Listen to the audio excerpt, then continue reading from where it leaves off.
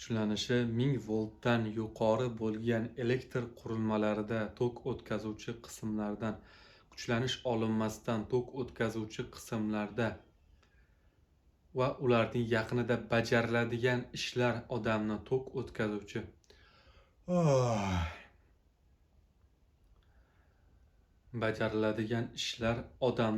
o'tkazuvchi qismlardan yoki yerdan izolyatsiya qilish uchun himoya vositalaridan foydalangan holda bajarilishi shart.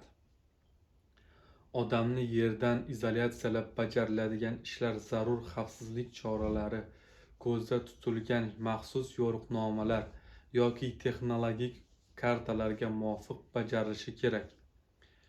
Kuchlanishi 1000 voltgacha bo'lgan elektr qurilmalarida kuchlanish olinmasdan tok o'tkazuvchi qismlar va ularning yaqinida bajariladigan ishlarda quyidagilar zarur. Bexosdan tegib ketishi mumkin bo'lgan kuchlanish ostida turgan ish joyining yaqinida joylashgan va boshqa tok o'tkazuvchi qismlar to'sib qo'yilishi. Ishlar dielektrik kalitlarda yoki izolyatsiyalovchi tagliklardan turib yoxud dielektrik gilamchada turib bajarilishi. Dastlabki izolyatsiyalangan asboblardan foydalanish. Bundan tashqari atverkaning o'zagi izolyatsiyalangan bo'lishi shart. Bunday asboblar bo'lmagan taqdirda dielektrik qo'lqoplardan foydalanish zarur. Kuchlanish olinmasdan izolyatsiyalovchi himoya vositalari yordamida tok o'tkazuvchi qismlarda ishlar amalga oshirilganda quyidagilar shart. Himoya vositalari dastaklarini izolyatsiyalovchi qismini cheklaydigan halqasiga qadar ushlash. Himoya vositalarini izolyatsiyalovchi qismini shunday joylashtirish kerakki, bunda tok o'tkazuvchi qismlarning ikki fazasi orasida izolyatsiya yuzasi bo'ylab tutashishi yoki yerga ulanish xavfi paydo bo'lmasligi. Faqat izolyatsiyalovchi qism quruq va toza bo'lgan, lak bilan qoplangan, yuzasi shikastlanmagan hamda o'z vaqtida sinovdan o'tgan himoya vositalaridan foydalanish. Himoya vositalarini lak bilan qoplamasi buzilganligi yoki izolyatsiyalovchi qismlarida boshqa nosozlik hamda o'z vaqtida sinovdan o'tkazilmaganligi aniqlangan taqdirda ulardan foydalanish zudlik bilan to'xtatilishi kerak.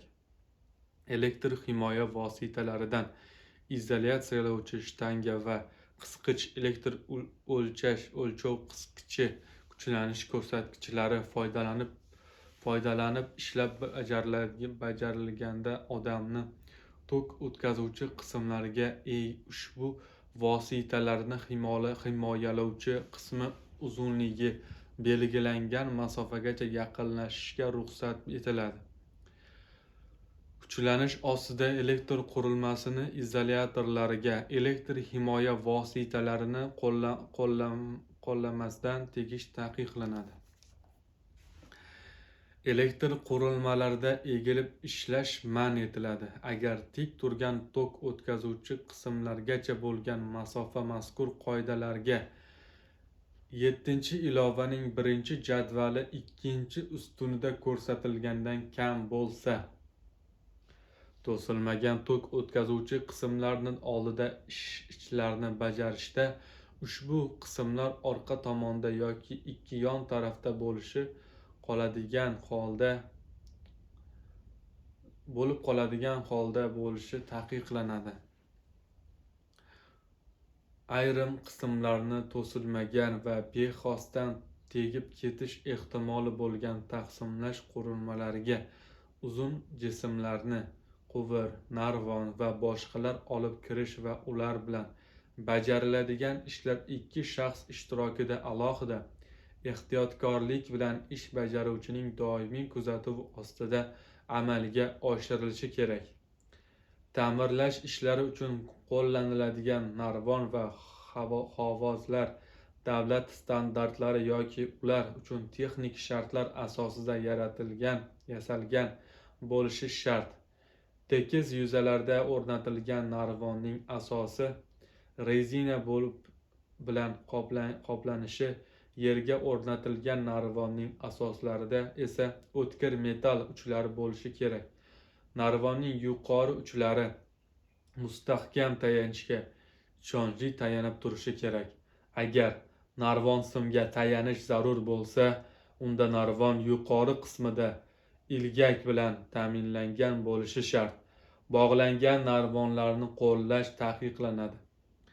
Tirama narvonlar kran osti balkalarga, metall konstruksiyalarni elementlariga va boshqalarga o'rnatilgan, ularni pastki va yuqori qismlari konstruksiyalarga ishonchli mahkamlanishi kerak.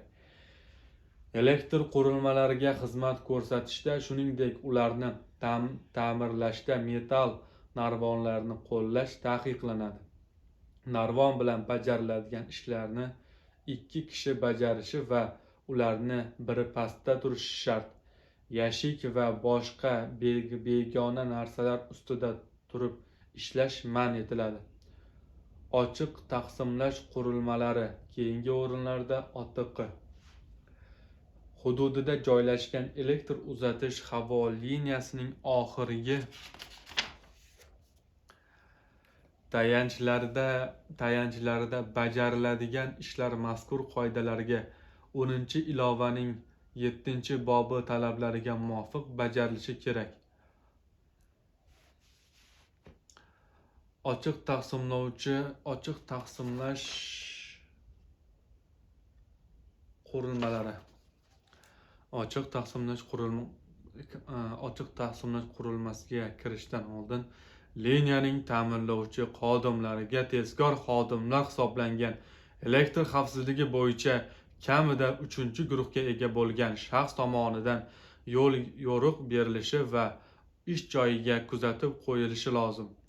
Ish tugatilganidan so'ng yoki tanaffus vaqtida xodimlarni ochiq taqsimlash qurilmasidan ish bajaruvchining kuzatuvi ostida chiqishiga ruxsat etiladi.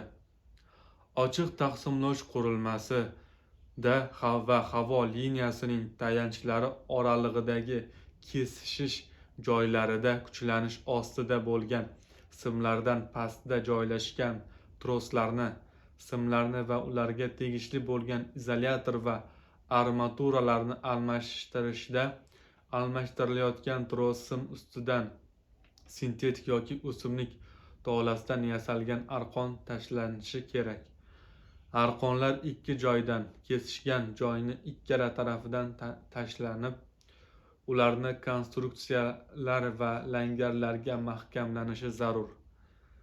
Simni ko'tarish sekin-asta va ravon amalga oshirilishi kerak.